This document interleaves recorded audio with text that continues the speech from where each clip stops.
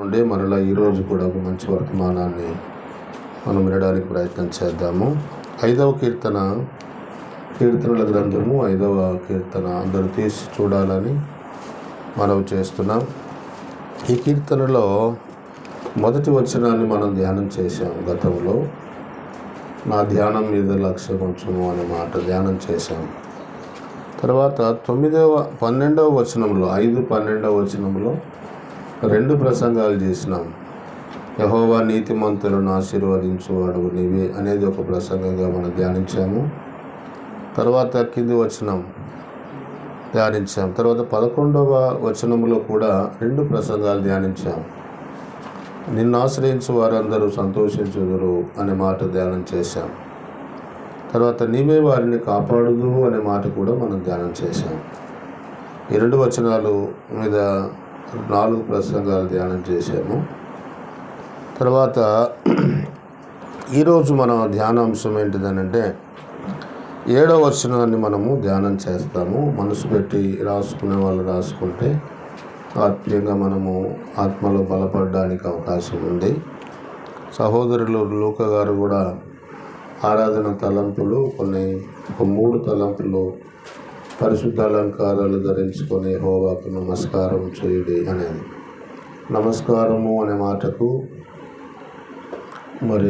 పూజించటము, నమస్కరించటము, ఆరాధించటము, మొక్కడము ఇవన్నీ కూడా పర్యాయ పదాలు. దేవునికి ఆరాధించటంలో పర్యాయ పదాలు. ప్రిస్కునియో అనే పదం మీద ఆరాధించటం, మొక్కడం అనే పదాలు ఉపయోగించబడినాయి. మంచిది. 3 విషయాలు ఆరాధనలో మనం జ్ఞాపకం చేసుకున్నాము. అదే సమయంలో కూడా మనం ఏం చేయాలంటే సిలువను కూడా జ్ఞాపకం చేయాలి.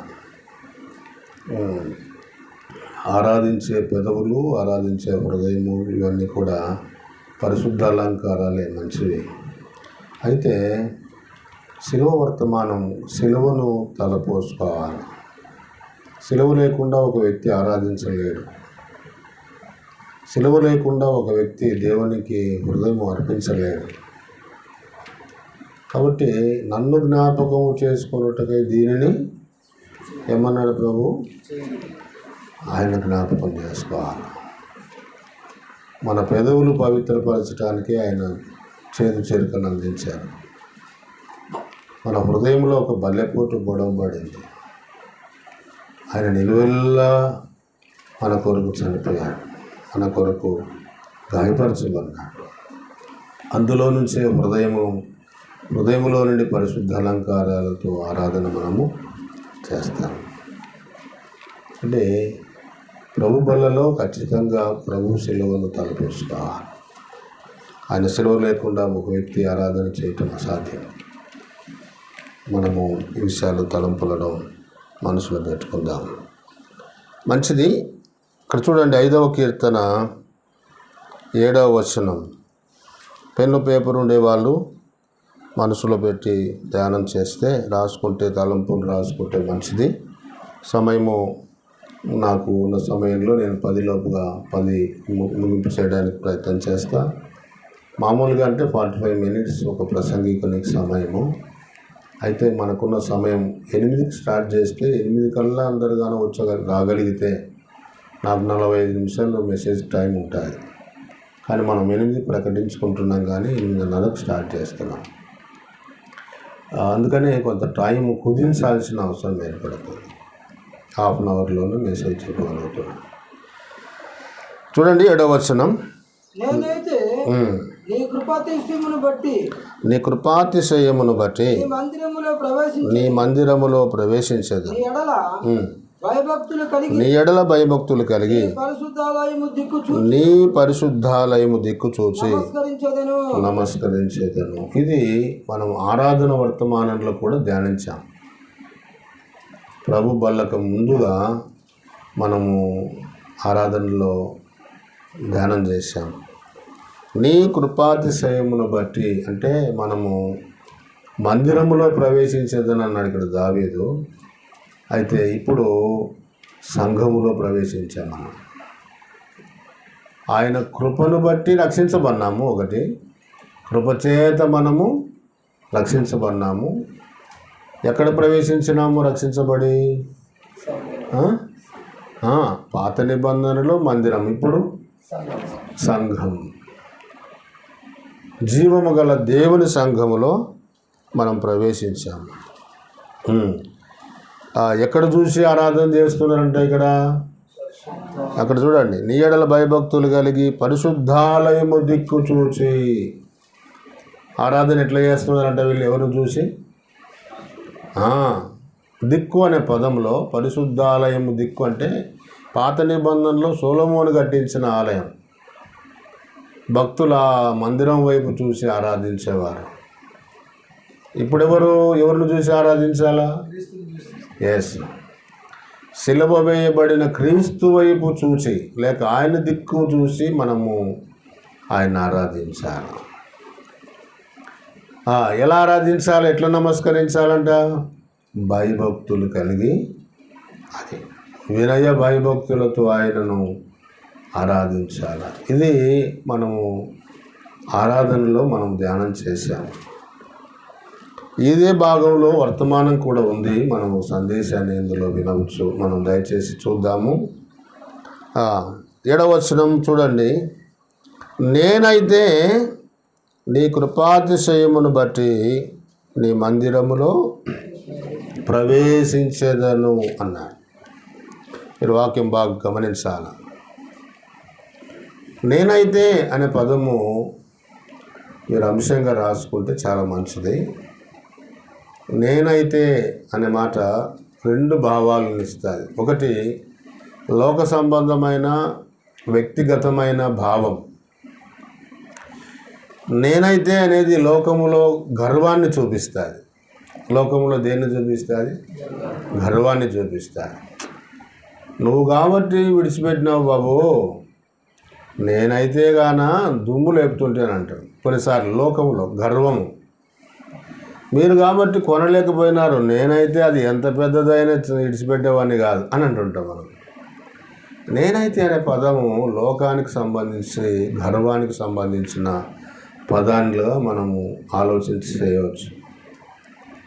అయితే ఆధ్యాత్మికంగా మీరు ఆలోచన చేస్తే నేనైతే అని అంటే అర్థం ఏంటిదంటే, దేవుని కొరకు నేనైతే, బాగు వినాల వాక్యం, సంఘము కొరకు నేనైతే, క్రీస్తు కొరకు నేనైతే, పదాలు మీరు మనసులో పెట్టాలి. ఆత్మల కొరకు నేనైతే, ఇంకా మీరు డాష్ పెట్టి రాసుకోవాలి. ఆత్మీయంగా ఎట్లా చెప్పాలో మనం దీన్ని ఎట్లా అన్వయించుకోవాలా? దేవుని కొరకు నేనైతే, సంఘము కొరకు నేనైతే దుమ్ము దుడిపేవాడిని, ఫ్యాన్లు తుడిసేవాడిని, చాపలు వేసేవాడిని, కసువులు కొట్టేవాడిని, నేనైతే మైకులు పెట్టేవాడిని, నేనైతే. ఇది మన అనుభవంలో ఉందా? బ్రతుకుట క్రీస్తే, నేను ప్రభు కొరకే బ్రతికినా నా జీవితంలో అని చెప్పగలమా? నేనైతే అనే పదములో ఆత్మీయ కోణములో చాలా విషయాలు మనం ధ్యానం చేయవచ్చు. నేనైతే అనే పదములో ఉన్న ఆత్మీయత ఏంటంటే, దేవుని కొరకు నేనైతే, క్రీస్తు కొరకు నేనైతే, సంఘము కొరకు నేనైతే అనే పదాలు మీరు అట్లా కోడ్ చేసుకుంటే మీకు ఎప్పటికైనా అర్థం కావడానికి ఉండడానికి అవకాశం ఉంది. ఇక్కడ చూడండి, దావీదు ఏమంటాడంటే, నేనైతే నీ కృపను బట్టి నీ మందిరములో ప్రవేశించేదను. ఇక్కడ వినండి. పాత నిబంధన ఎప్పుడైనా అక్కడే చదివి అక్కడే ముగించకూడదు. ఎప్పుడైనా మీరు మనసులో పెట్టాలి పదాన్ని. పాత నిబంధన ఎక్కడ చదివినా అక్కడ చదివి అక్కడ ముగిస్తే అది అసంపూర్ణమైన ప్రసంగం అవుతుంది. కొత్త నిబంధనలోనికి వచ్చి క్రీస్తులో నుంచే చూపించాలి ఏ ప్రసంగమైనా. అప్పుడే ఆ ప్రసంగానికి ఆత్మీయత చేకూర్చబడుతుంది. అన్నీ చేసిన తర్వాత ఉప్పేయకపోతే ఎట్లా ఉండదో రుచి, కొత్త నిబంధనలోకి రాకుండా క్రీస్తును చూపించకుండా ముగిస్తే ఆ ప్రసంగానికి అంత రుచి ఉండదు. ఇక్కడ దావీదు నేనైతే నీ కృపను బట్టి మందిరములో అన్నాడు, దాన్ని కొత్త నిబంధనలు ఏమన్నాము? సంఘము అన్నాము. ఇది మనసులో పెట్టాలి. నేనైతే క్రీస్తు కృపను బట్టి సంఘములో ప్రవేశించాను అంటాడు దావీదు. సంఘములో ప్రవేశించి ఒక వ్యక్తి లోకములో నుండి ప్రభువులోనికి వచ్చి లేక లోకములో నుండి సంఘములోనికి కృపచేత ప్రవేశించిన తర్వాత సంఘములో ప్రవేశించిన వ్యక్తి ఏం చేయాలి? ఇది ప్రశ్న. సంఘములో ప్రవేశించి లేక మందిరములో ప్రవేశించిన వ్యక్తి ఏం చేయాలి? అది ప్రశ్న. ఈ ప్రశ్నకే మనం జవాబులు ధ్యానం చేయబోతున్నాం. ఇప్పుడు ప్రశ్న అర్థమైతే క్వశ్చన్స్ జవాబులు కూడా ఆటోమేటిక్గా మనకు అర్థమవుతాయి. ఇందులో చిన్న సువార్త కూడా చెప్పవచ్చు. నేనైతే ఎక్కడో జీవించేవాడిని, ఏమేమో చేసేవాడిని, ఏమేమో పనులు చేసేవాడిని, పాప పనులు. అయితే ఆయన కృప ద్వారా రక్షించబడి సంఘములో ప్రవేశించినాను. ఈ మాట చెప్పవచ్చు. అట్లయితే ఒక ప్రశ్న ఏంటిదంటే, ఇంకా నువ్వు రక్షించబడలేదా? ఇంకా నువ్వు సంఘములోనికి రాలేదా? అయితే ఇంకా నువ్వు లోకములో ఉండే పాపములో ఉన్నట్లయితే ఇదే మంచి అవకాశం. ఆయన కృపచేత మనల్ని రక్షించడానికి సిద్ధంగా ఉన్నాడు. రక్షించబడి మారు మనసు పొందితే మనం సంఘములో ప్రవేశించటానికి, జీవము గల సార్వత్రిక సంఘములో లేక స్థానిక సంఘములో ప్రవేశించడానికి మనకు అవకాశము ఉన్నది. మంచిది. దేవుని సంఘములో ప్రవేశించిన మనం ఏం చేయాలి అనేది ప్రశ్న. ప్రశ్నకు జవాబుగా మనం కొన్ని వచనాలను ధ్యానం చేద్దాం. చూడండి, 55వ కీర్తన 23వ వచనం. త్వరగా నేను వివరణ కూడా ఇవ్వాలా. ప్రతి మాట కూడా సమయాన్ని బట్టి కొంత వివరణ అందించడానికి ప్రయత్నం చేస్తా. మనమైతే నేనైతే అనే పదం మీరందరూ కూడా ఈ మాట మనసులో పెట్టుకోవాలి. నేనైతే సంఘములో ఆయన కృపను బట్టి ప్రవేశించాను. మరి సంఘములో ప్రవేశించిన నేను ఏం చేయాలి? అయ్యా, ఈ మాట గమనించాలి. వ్యక్తిగతంగా నీవు అన్వయించుకోవాలి, నేను కూడా ఈ మాట అనుకోవాలి. నేనైతే ఆయన కృపను బట్టి సంఘములో ప్రవేశించాను. సంఘములో ప్రవేశించిన నేనేం చేయాలి అనేది మనం గమనించాలి. చదవన్నా. తమతో సమాధానముగా ఉన్న వారికి వారు బలత్కారము చేయుదురు, తాము చేసిన నిబంధన అతిక్రమించుదురు. 55వ కీర్తన 17వ వచనం, 23వ వచనం.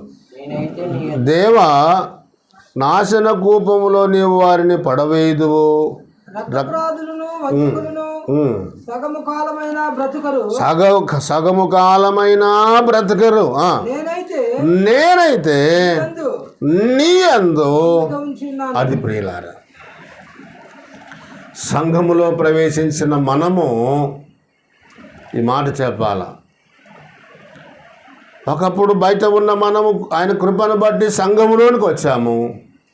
సంఘములోనికి వచ్చిన తర్వాత ఏమని చెప్పాలంటే ఇక్కడ, నేనైతే నీ యందు నమ్మకంగా బ్రతుకుతున్నాను, నీ యందు నమ్మిక ఉంచి జీవిస్తున్నాను. అది చాలా ప్రాముఖ్యమైనది. లోకములో ఉన్నప్పుడు ఎవరెవరి మీదనో నమ్మకం ఉంచి బతికినాం.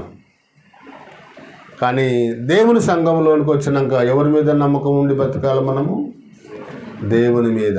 ఇంకా చూడండి, ఇంకొక వచనం చూడండి. ఇంకొక వచనం 17వ అధ్యాయం లేక 13:6 వచనం చూడండి. 13:6 ఇదే కీర్తనలోనే 13:6 వచనం. నేనైతే నీ కృపయందు నమ్మిక ఉంచి ఉన్నాను, నీ రక్షణ విషయంలో నా హృదయము. ఇది దాంట్లోకి సంబంధించిన వచనం. ఇది కూడా నేనైతే నీ యందు నమ్మిక ఉంచి ఉన్నాను అనే పదంలోనే ఈ వచనం కూడా యాడ్ అవుతుంది. ఇక్కడ ఏమన్నాడంటే, నీ యందు నమ్మిక ఉంచి ఉన్నాను.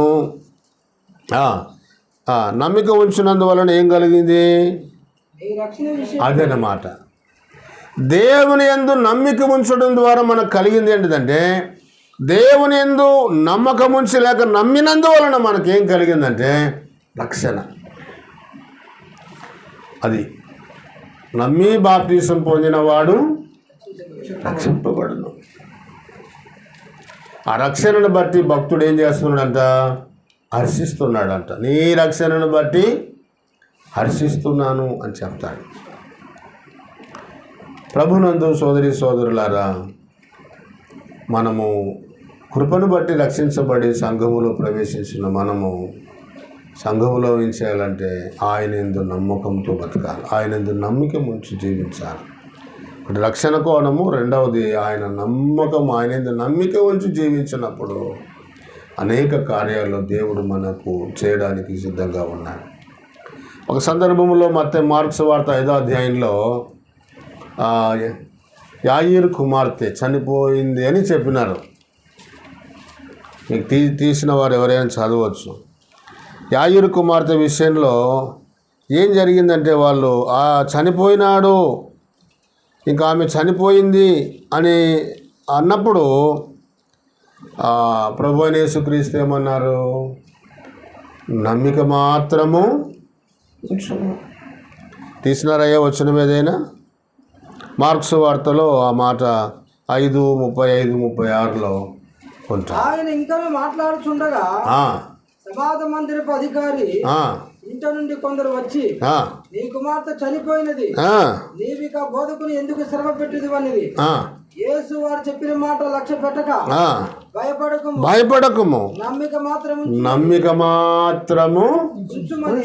సమాజ మందిరపు అధికారి.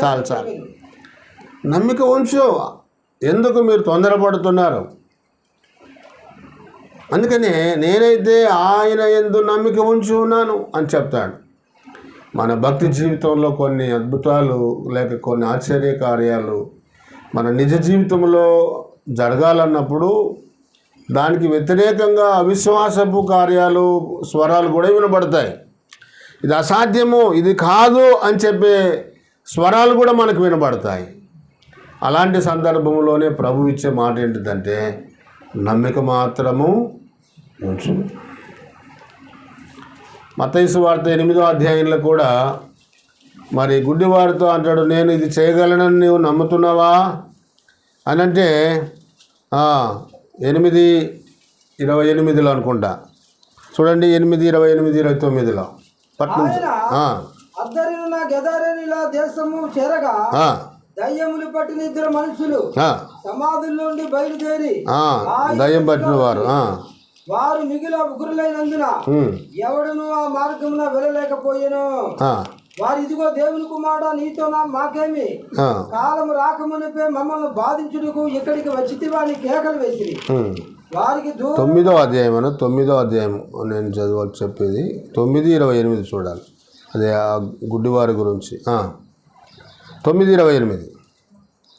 ఆయన ఇంత ప్రవేశించిన తరువాత ఆ గుడ్డివారు ఆయన వద్దకు వచ్చి నేను ఇది చేయగలనని మీరు నమ్ముచున్నారా అని వారిని అడుగుగా వారు నమ్ముచున్నాము ప్రభు అని ఆయనతో చెప్పిరి. ఇక్కడ చూడండి, మేము నమ్ముచున్నాము, నేను చేయగలనని మీరు నమ్ముచున్నారంటే మేము నమ్ముతున్నాం. నమ్మిక చాలా అవసరం మన జీవితంలో.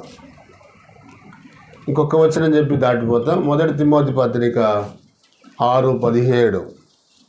చాలా వచనాలు నేను చూపించగలను కానీ సమయం దాటిపోతుంది. 1 తిమోతి 6:17 చదవాలి, తొందరగా చదవాలి. 6:17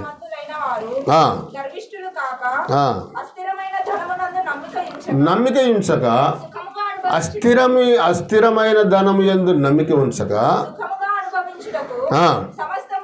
సమస్తమును మనకు ధారాళముగా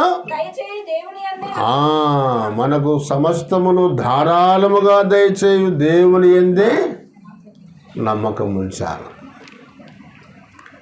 అంటే దేవుని యందు నమ్మకం ఉంచి జీవించటము అనేది చాలా ప్రాముఖ్యమైన అంశముగా మనం గమనించాలి. కాబట్టి ఇక్కడ దావీదు ఏమంటాడంటే, మనం చదువుకున్న ఈ వచనంలో నేనైతే నీ యందు నమ్మిక ఉంచి ఉన్నాను.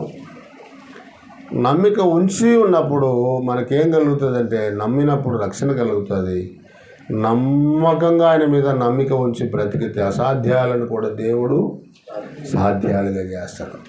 నమ్ముట నీ వలనైతే నమ్మవానికి సమస్తమును సాధ్యం. ఈ రోజుల్లో చాలామంది నమ్మకం ఉంచలేకపోతున్నారు ప్రభు మీద.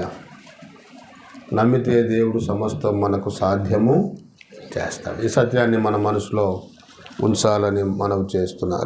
రెండవ తలంపు ధ్యానం చేద్దాం. త్వరగా చూడండి. 17వ అధ్యాయం, ఇదే కీర్తనలు 17వ అధ్యాయం 15వ వచనం.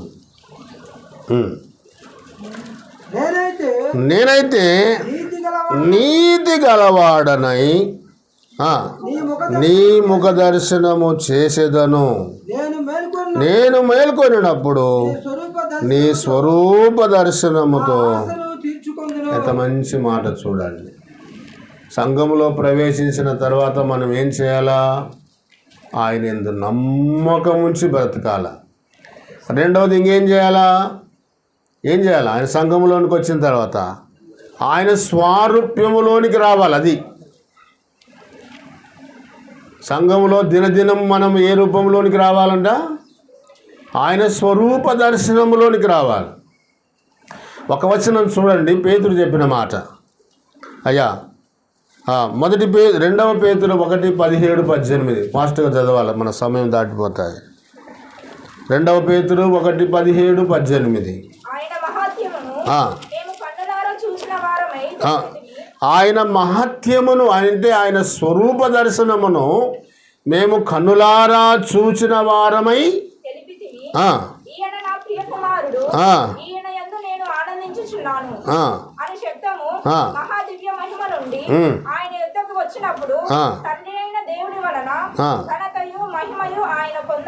ఇక్కడ పేతురు హెర్మోను పర్వతం మీద యేసుక్రీస్తు వారు ఏలియా మోషేలతో మాట్లాడుతున్నప్పుడు అక్కడ చూసినాడంట ఆయనని.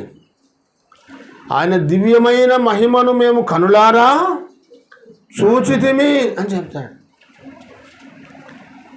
కీర్తనకారుడు కూడా ఏమంటాడంటే, నేనైతే ఆయన ముఖ దర్శనము చేసేదను, ఆయన స్వరూప దర్శనము.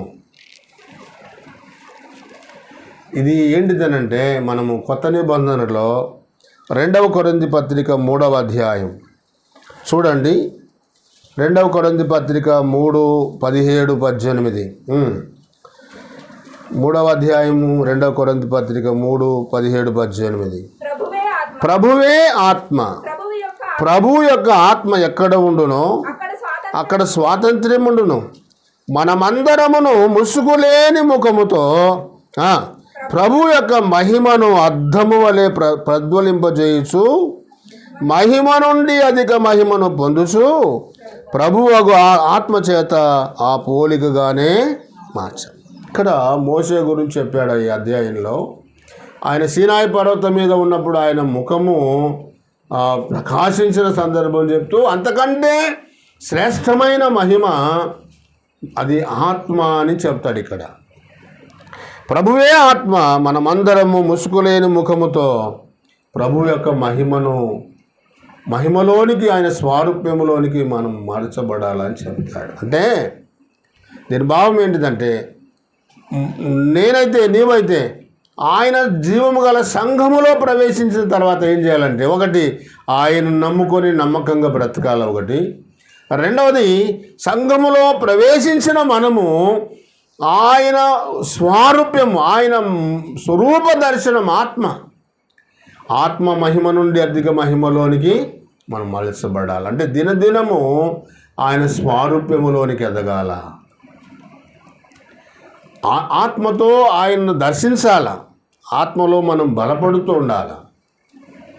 ఈ సత్యాన్ని మనం గమనించాలి. చాలామంది సంఘములో ప్రవేశించారు, చాలా ఏళ్ళ నుంచి ప్రభువుని నమ్ముకున్నారు. ఏదైనా ఆత్మస్వారూప్యము, ఆత్మనేత్రాలతో ఆత్మీయత, ఆత్మనేత్రాలు ఏమైనా వెలిగించబన్నాయా అని అంటే ఇంక లేదు. ఎక్కడ ఉన్నవాళ్ళు అక్కడే ఉన్నారు. ఆత్మ పరిపక్వత, ఆత్మనేత్రాలు తెరవబడి ఆయన ముఖ దర్శనం, ఆయన స్వరూప దర్శనాన్ని చూసి ఆత్మలో ఆనందించే స్థితికి మనం రావాలి. అలా రానికి చాలామంది ఈరోజు కూడా శరీర బంధకాల్లో బంధించబడి ఉన్నారు. మీరు ఆలోచన చేయాలి. కొన్ని సంఘాల్లో సంఘ పెద్దగా ఉంటాడు, 50 ఏళ్ళ నుంచి వృద్ధాప్యంలో ఉంటాడు. ప్రార్థన చేయమంటే, ప్రేయర్ చేయమంటే సరైన పదాలు రావు. వెనక్కి ముందుకి వెనక్కి వాళ్ళకి ఏమి దైవికంగా ఆత్మలో పరిపక్వతలోనికి రావడానికి వారికి అంత ఆలోచన లేదు. బాహ్యంగా ప్రభువుని ఆరాధించాలని చూస్తారు, భౌతికంగా ప్రభువుని కలిగి ఉండాలని చూస్తారు. అలాంటి భక్తి జీవితము మనకి ఎప్పటికైనా నాశనమే తెస్తుంది. కాబట్టి మనము సంఘములో ప్రవేశించిన మనము ఆయన స్వరూప దర్శనం, ఆత్మస్వారూప్యములోనికి, పేతురు అన్నట్టుగా మేము ఆ మహిమను చూచి తిని నేను ఇంకా కొంచెం దాన్ని లోతుగా తీసుకుపోవాలంటే పాత నిబంధనలో నుంచి రావాలి. నేను ఊక అవుట్లైన్గా చెప్తాను, మీరు వినండి. పాత నిబంధనలో ప్రత్యక్ష గుడారం అనేది ఒకటి ఉంది. ప్రారంభంలో తెర లోపల అతి పరిశుద్ధ స్థలములో ఆయన మహిమ. మోసే ప్రత్యక్ష గుడారాన్ని నిర్మించినప్పుడు నిర్గమాకాండం 40వ అధ్యాయంలో అది ప్రతిష్ఠించినప్పుడు మహిమ మేఘం శకినా మేఘం దిగి వచ్చింది అక్కడ లోపలికి అన్నట్టుగా ఉంది. మహిమ అనే పదం వాడబడింది. అదే పదము రాజుల గ్రంథంలో సొలొమోను కట్టించిన మందిరం, మహిమతో ఆ మందిరం నింపబడెను అని రాయబడింది. గమనించాలి. దాన్ని కొత్త నిబంధనలోనికి వచ్చినప్పుడు పెంతెకోస్తు నాడు పరిశుద్ధాత్ముడు సంఘం మీదకి దిగినాడు. అదనమాట. ఇటాలి మీరు గమనించాలి. ఆ మహిమనే ఆత్మ, ఆ మహిమనే పరిశుద్ధాత్మ ఆ రోజు ప్రత్యక్ష గుడారంలో దిగింది, సొలొమోను కట్టిన ఆ మందిరంలో దిగింది. తర్వాత పెంతెకోస్తు నాడు సంఘము మీదకి ఆ మహిమ దిగింది. మానవుల యొక్క హృదయంలో ఆ మహిమ వచ్చింది. ప్రియులారా, ఎంత మంచి మాటలు మీరు ఆలోచన చేయాలి.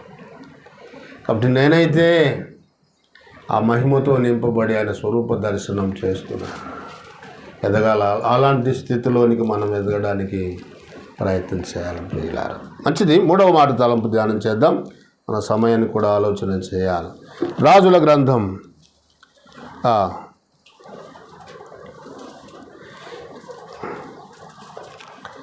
18:24.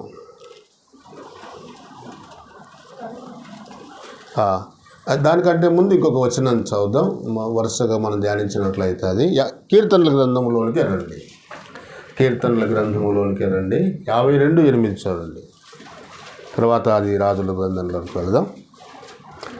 కీర్తనల గ్రంథము 52:8. నేనైతే మందిరములో పచ్చని ఒలివ చెట్టు వలె ఉన్నాను. నేనైతే దేవుని మందిరములో పచ్చని ఒలివ చెట్టు వలె ఉన్నాను. దీన్ని మనం అర్థం చేసుకోవాలి. వాస్తవంగా ఈ అధ్యాయము 52వ అధ్యాయానికి 51వ అధ్యాయానికి చాలా లింక్ ఉంది. 51వ అధ్యాయంలో ఏం కనబడుతుంది మనకి? 51వ అధ్యాయంలో ఏం కనబడుతుంది? దావీదు పశ్చాత్తాపం కనబడుతుంది. 51వ అధ్యాయంలో ఏం కనబడుతుంది? పశ్చాత్తాపం. పశ్చాత్తాపములోనే చిగురు ఉదయించేది. అది గమనించాలి. ఇక్కడ దావీదు ఏమంటాడంటే, నేనైతే దేవుని మందిరములో పచ్చని ఒలీవ చెట్టు వలె పచ్చదనం అంటే మీరు గమనించాలా, మార్పు పొందిన హృదయం. దావీదు పశ్చాత్తాపములో నుండి అతని చిగురు ఉదయిస్తుంది పచ్చగా. సంఘములో నువ్వు ఎంత పశ్చాత్తాపడతావో, సంఘములో నీ అంతరంగం విషయంలో నువ్వు తొంగి చూసుకొని నీ భక్తి జీవితంలో నువ్వెంత లోపలి కుంగిపోతావో, సంఘములో పచ్చని ఒలివ చెట్టు వలె ఉండడానికి అవకాశం ఉంది. ఈ పచ్చని ఒలివ చెట్టు దేన్ని చూపిస్తుంది అని అంటే, మనము 3 రకాలుగా నేను గుర్తు చేస్తాను. ఒక 2 విషయాలు. దేవుని యందు విశ్వాసం ఉంచి జీవించటము చూపిస్తాయి. పచ్చని జీవితం అంటే ప్రభువులో విశ్వసించి బ్రతికే జీవితాన్ని చూపిస్తాయి. రెండవది పచ్చని ఒలివ చెట్టు అని అంటే దేవునిలో ఎదుగుదలను చూపిస్తాయి. దేవునిలో ఎదుగుదలను చూపిస్తుంది. పచ్చని జీవితం దేన్ని చూపిస్తుందంటే ప్రభు కొరకు జీవించే జీవితాన్ని చూపిస్తారు. సాక్ష్య జీవితం, పచ్చని జీవితం మన ఆత్మీయ పరిపక్వతను కూడా చూపిస్తారు. సంఘములో ప్రవేశిస్తే మనం అలాంటి పచ్చని విశ్వాస జీవితము, ఎదుగుదల జీవితము, సాక్ష్య జీవితం ఇవన్నీ మనకు కనబడతాయి. నేనైతే జీవము గల దేవుని సంఘం, మందిరం అనే కాడల్లో మనం ఏం పెట్టుకోవాలా? సంఘం. సంఘాన్ని నిర్లక్ష్యం చేస్తే మన విశ్వాసాన్ని మనం నిర్లక్ష్యము చేసుకున్నట్టే, మన ఎదుగుదలను మనము పోగొట్టుకున్నట్టే. ఎన్ని ఎక్కువ కూడికలకు మనం ఎంత హాజరవుతామో అంత మన భక్తి జీవితం అంత ఎదగడానికి అవకాశము. లోకములో ఉన్న, కుటుంబంలో ఉన్న, ఎవరితో ఉన్నా లోకం మనల్ని తొందరగా ఆకర్షిస్తుంది. అదే సంఘములో, అందుకనే ఎబ్రీ పత్రికలో 10:24 అంటారు, ఆ దినము సమీపించే కొలది మరి ఎక్కువగా సమాజంగా కూడుకోవాలంట. ప్రారంభంలో కల్లూరులో ప్రతిరోజు కూడిక ఉండేది. అది రాను రాను గాడిదే, రాజుగుర్రం గాడిదైనట్ట ఆ కూడికలు ఎగిరిపోయినాయి. ప్రతిరోజు ఉదయం 5 నుంచి 6:30 వరకు బైబిల్ స్టడీ ఉండేది. ప్రతిరోజు ఏదో కూడికను జరిపించేవాళ్ళం. అందుకనే సంఘములో భక్తిహీనత ఏర్పడతాయి, సొంత అభిప్రాయాలు ఏర్పడతాయి, శరీరం ప్రవేశిస్తుంది, భిన్నాభిప్రాయాలు సంఘములో ఏర్పడతాయి. అదే ప్రతిరోజు సంఘములో దేవుని వాక్యాన్ని వింటూ ఉంటే, ప్రతిరోజు ఒక చెట్టుకు నీళ్లు పోస్తూ ఉంటే అది ఎట్లా ఉంటుంది? ఎండిపోతుందా? లేదు, పచ్చగా ఉంటుంది. దివారాత్రము దాన్ని ధ్యానించేవాడు ధన్యుడు, ఆకు వాడక తన కాలమందు అది. కాబట్టి నేనైతే దేవుని మందిరములో పచ్చని ఒలివ చెట్టు వలె ఉంటాను. ఇది సంఘములో ప్రవేశించిన మనము, మన భక్తి జీవితము, మన పశ్చాత్తాప జీవితాన్ని బట్టి మనం ఎదుగుతాము అనే దానికి నిదర్శనం. తర్వాత రాజుల గ్రంథములోనికి రండి. కోట్ చేస్తుండాలి మీరు రెఫరెన్స్లు అన్నీ కూడా. అయ్యా నాకు సమయం అయింది, ఇంకా 5 నిమిషాల్లో ముగించాలా, ఇంకా 3 మాటలు ఉన్నాయి. మొదటి రాజుల గ్రంథము 18వ అధ్యాయం 24వ వచనం. అందరూ కోట్ చేయాలా, బైబిల్ చూడాలా.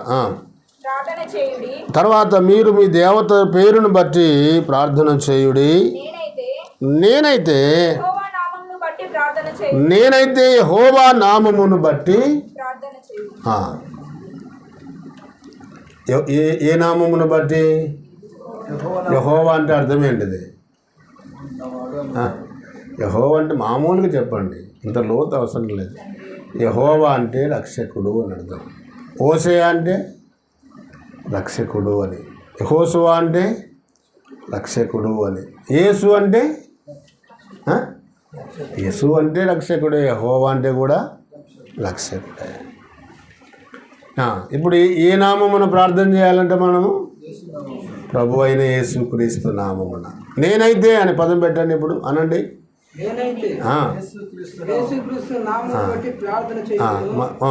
వాళ్ళని ఏమన్నాడు? మీ దేవతలను బట్టి ప్రార్థన చేయండి. నేనైతే మరి ఎవరు ప్రార్థన గెలుస్తుంది అక్కడ? వారు ఎంతమంది? వాళ్ళు ఎంతమంది? 450 మంది బయలు ప్రవక్తలు. వాళ్ళెవరు?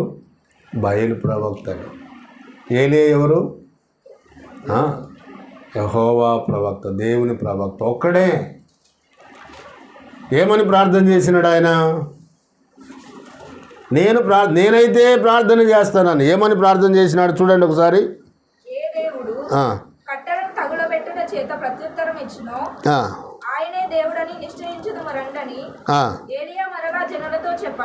మరి 44 చదువు తల్లి, లేకపోతే 36, 37 చదువు. అదే అధ్యాయమే 36 ఆ సమయ నైవేద్యం అర్పించు సమయమున అస్తమయ నైవేద్యం అర్పించు సమయమున ప్రవక్త యగు ఏలియా దగ్గరికి వచ్చి ఇలాగు ప్రార్థన చేశాను. వాళ్ళు మధ్యాహ్నం వరకు చేసినారు వాళ్ళు బయలు ప్రవక్తలు. తర్వాత అంతా అయిపోయిన తర్వాత, నాయన మీరు అందరూ దగ్గరికి రండి బాబు అని దగ్గరికి పిలుచుకొని, ఆయన హృదయంలో ఉంది ఆయనకి దేవుడే సజీవుడైన దేవుడే యెహోవా అని తెలుసు ఆయనకి. ఆయనకు కృతనిశ్చయంతో ఉన్నాడు ఏలియా. ఇవన్నీ వ్యర్థమని ఆయనకు బాగా తెలుసు. దగ్గరికి పిలుచుకొని మళ్ళీ నీళ్లు నింపమన్నాడు, కందకమంతా నీళ్లు నింపమన్నాడు. తర్వాత ఆయన ప్రార్థన చేయటం ప్రారంభించినాడు. ఆయన ఏమని ప్రార్థన చేసినాడంటే, పితరులను జ్ఞాపకం చేసుకున్నాడు. అబ్రహాము, ఇస్సాకు, యాకోబుల దేవ. చదవాలా? అబ్రహాము, ఇస్సాకు, ఇశ్రాయేలు దేవా, ఇశ్రాయేళ్ల మధ్య నీవు దేవుడవై ఉన్నాడనియు, నీ సేవకుడనై ఉన్నాననియు, ఈ కార్యములన్నీ నీ సెలవు చేత చేసితిననియు ఈ దినమున కనుపరచుము.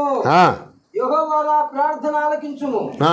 యెహోవావైన నీవే దేవుడివై ఉన్నావనియు, నీవు వారి హృదయములను నీ తట్టుకు తిరగలేదు అనియు ఈ జనులకు తెలియనట్లుగా నా ప్రార్థన అంగీకరించుము. 28వ వచనం 38వ వచనంలో అతడు ఇలాగ ప్రార్థన చేయుచుండగా అగ్ని దిగి దహన బలి పశువును, కట్టెలను, రాళ్లను, బుగ్గిని దహించి కందముకు కిందనున్న నీళ్లను పారిపోజేసాను. ఇప్పుడు చెప్పండి, నేనైతే యేసు ప్రభువు నామమున ప్రార్థన చేస్తే ఫలితం వచ్చిందా లేదా? అయ్యా, ప్రార్థన చేసే ప్రతిఫలం వచ్చిందా లేదా? అందుకనే ప్రభు అన్నాడు, నా నామమున మీరు నన్ను ఏమడిగినా అది అడగండి, నేను మీకు ఇస్తాను. వెదకండి, మీకు దొరుకుతాయి. అటు తీస్తా, అడుగు ప్రతివాడు. కాబట్టి సంఘములో మనం ఏం చేయాలంటే, కుటుంబంలో మనం ఏం చేయాలంటే, వ్యక్తిగతంగా మనం ఏం చేయాలంటే, ఆయన నామము, నేనైతే యెహోవా నామమున ప్రార్థన చేస్తాను అన్నాడు. ఇంకా రెండు మాటలు తొలగించి చివరిగా ఒక మాట చెప్పి ముగిస్తా. అపోస్తుల కార్యములు, ఒక 2 మాటలు మనం సమయాన్ని బట్టి తీసేసి ఎప్పుడైనా ధ్యానం చేద్దాం. చివరిగా ఒక మాట చెప్పి ధ్యానం చేసి ముగిస్తా. 21వ అధ్యాయం అపోస్తుల కార్యముల గ్రంథము 21, 13వ వచనం అందరూ తీసి చదవాల. పౌలు, ఇదెందుకు మీరు ఏడ్చి నా గుండె బద్దలు చేసేదిరేలా, నేనైతే ప్రభు అయిన యేసు నామము నిమిత్తము యెరూషలేములో బంధించబడుటకు మాత్రమే గాక చనిపోవుటకును సిద్ధముగా ఉన్నానని చెప్పాను. ఎవరు చెప్తున్నారు ఈ మాట? అపోస్తుడైన పౌలు. ఈ మాట ఎవరైనా చెప్పగలరా? చాలామంది చెప్పినారు, అక్కడ వద్దయ్యా నువ్వు యెరూషలేముకు పోవద్దు. చాలామంది ప్రవచించినారు, వద్దు నువ్వు యెరూషలేము పోతే కష్టాలు అనుభవిస్తావు, వద్దని చెప్పారు. కానీ ఆయన ఏమంటాడు? పౌలు, ఇదెందుకు మీరు ఏడ్చి నా గుండె బద్దలు చేస్తారు? మీరు పోవద్దనని ఎందుకు ఏడుస్తున్నారు? ఎందుకు నా హృదయాన్ని డైవర్ట్ చేస్తున్నారు? దేవుని కోసం బ్రతకాలని తీర్మానం చేసుకుని అడుగులు వేస్తున్న వారికి ఇలాంటి శోధనలు చాలా ఉంటాయి. ఏం సేవ చేస్తావులే బా, అన్ని కష్టాలే. ఏం సేవ చేస్తావులే బా, అన్ని రోగాలే. ఏముంది సేవలో? ఎంజాయ్ చేయని వాయిస్ మనకు వినబడతాయి, స్వరాలు వినబడతాయి. నీ ప్రాణం కాపాడుకో, ఏమి హ్యాపీగా ఉండు, ఏమి ప్రార్థనకు పోయినా చాలంతే. స్వార్థ చేయాలని ఏముంది? దెబ్బలు తినాల్సిన అవసరం ఏముంది? అవమానాలు నిందలు పడాల్సిన అవసరం ఏముందయ్యా? ఆదివారం చర్చికి పోయి హ్యాపీగా మళ్ళీ చర్చికి పోయి చేస్తుంటే చాలు. ఇట్లాంటి స్వరాలు కూడా చాలా వినబడుతుంటాయి మనకు. మన విశ్వాసాన్ని ఎనికి లాగే స్వరాలు ఇవన్నీ కూడా. అయితే పౌలు ఆ స్వరాలకు ఆయన స్పందించిన వాడు కాదు. ఏమన్నాడు చూడండి, ఏడ్చి నా గుండె బద్దలు చేసేదిరేలా నేనైతే ప్రభు అయిన యేసునామము నిమిత్తము యెరూషలేములో బంధించబడుటకు మాత్రమే గాక ఫిలిప్పీ పత్రికలో 1:21 మనకు గుర్తుకు రావాలి. నా మట్టుకైతే బ్రతుకుట క్రీస్తే, నేను చనిపోవడానికైనా సిద్ధంగా ఉన్నాను, నేనైతే ప్రభు అయిన యేసుక్రీస్తు కొరకే. ఈ మాట చాలా అద్భుతమైన మాట. ప్రభువు కొరకు అడుగులు వేసేవాళ్ళు, సంఘములో ప్రవేశించే వాళ్ళు. ఇక్కడ నేను ప్రారంభంలోనికి వస్తా. దావీదేమన్నాడంటే, నేనైతే నీ కృపాతిశయమును బట్టి సంఘములో ప్రవేశించిన తర్వాత ఏం చేయాలా అనే పాయింట్ మీద మనం ధ్యానం చేస్తున్నాం. ఒక వ్యక్తి రక్షించబడి సంఘంలోకి వచ్చిన తర్వాత దినదినము ఎదుగుతూ ఉండే కొద్దీ ఆయన కృపను బట్టి పరిపక్వతలోనికి వచ్చే కొద్దీ లాస్ట్కి ఏం కావాలా? ప్రభు కొరకు హతసాక్షి అయినా కావాలా, ప్రభు కోసం త్యాగం చేసిన వాడైనా కావాలా. మన దేశం కొరకే చాలామంది ప్రాణాలు అర్పించినారని చూస్తాం, స్వాతంత్ర్యం కొరకు. మనం నమ్మిన మన ప్రభువు, మన కోసం రక్తం కార్చిన మన ప్రభువు, మన కోసం ప్రాణమర్పించిన మన ప్రభువు కొరకు చివరిలో మనం ఏం చేస్తాం? మనకున్న క్రైస్తవ నైజం నానుడు ఏంటిదంటే, ప్రారంభం బాగుంటుంది, ముగింపు చెడిపోతుంది. ప్రారంభంలో ఉన్న సేవ ఇప్పుడు లేదు, ప్రారంభంలో ఉన్న భక్తి ఇప్పుడు లేదు, ప్రారంభంలో ఉన్న పటిష్టత పట్టుదల ఇప్పుడు లేదు. చల్లారిపోయి సేవను విడిచిపెట్టి స్వబుద్ధిని ఆధారం చేసుకొని ఎక్కడెక్కడ ఏం దొరుకుతుందో ఉన్న స్థలంలో మరణమైన జీవమైన దేవుని కోసం అని బ్రతికే వాళ్ళు చాలా తక్కువ చివరి దినాల్లో. మీరు ఆలోచన చేయాలి. ఒక ఆయనను బైబిల్లో గుర్తు చేస్తాను, నెహెమ్యా. ప్రాకారాలు కాల్చబడిన యూదులు చెరపట్టబడి ఉన్నారు. ఈయన ఏం చేసేవాడు తెలుసా? నెహెమ్యా రాజుకు గిన్నె అందించేవాడు. అయ్యా వినండి, చాలా నేను చదివాల్సిన అవసరం లేదు. గిన్నె అందించడం అంటే అర్థం ఏంటి తెలుసా? గిన్నె అందించడం అంటే ఏంటి అర్థం? గిన్నె అందించడం అంటే రాజు దగ్గరికి ఏదైనా ఒక వస్తువు తినడానికి కానీ తాగడానికి కానీ పోతుంది అని అంటే ఈ నెహెమ్యా అనే వ్యక్తి దాన్ని పరీక్షించేవాడు. దీంట్లో ఏమైనా విషయం ఉన్నదా, దీంట్లో ఏమైనా అపవిత్రత ఉన్నదా అని ప్రతి క్షణము ఆయన దగ్గరికి పోయే ప్రతిదీ పరిశీలించి అందించేవాడు నెహెమ్యా. భార్యకైనా ప్రవేశం ఉండదు ఆయన దగ్గరికి, నెహెమ్యాకు అట్లా ఉంటుంది ప్రవేశం. అలాంటి వ్యక్తి, రాజగృహములో ఉన్న వ్యక్తి, తన ప్రజల విషయమై, పడిపోయిన ప్రాకారాల విషయమై ఆయన తీసుకున్న నిర్ణయం ఏంటి తెలుసా? మీరు 1వ అధ్యాయంలో చదివితే నెహెమ్యా గ్రంథంలో ఆయన ఆ మందిరం కొరకు, ఆ ప్రజల కొరకు కన్నీరు కార్చాను రాయబడి. తాను ఒక తీర్మానం చేసుకున్నాడు, నేను ఎలాగైనా ఈ మందిరాన్ని కట్టాలని, పడిపోయిన ఈ ప్రాకారాలను నిర్మించాలనుకున్నాడు.